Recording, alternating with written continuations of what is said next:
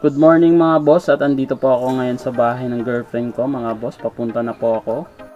Bali mga boss, pupunta po kami sa Pook Beach mga boss. Kaya susunduin ko po yung girlfriend ko. Ayan, hintayin lang po natin yung girlfriend ko. Nag-outfit check muna ako dito.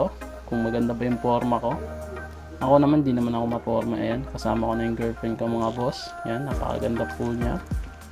At andito na po kami agad sa location mga boss. Ayan.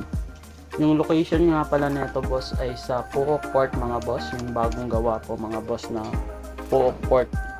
Bali, kung mga taga Pook or Kalibo po kayo, alam po ninyo to kung saan po ito. At ayan yung yung port mga boss, dating port. Ngayon hindi na po ginagamit yan mga boss.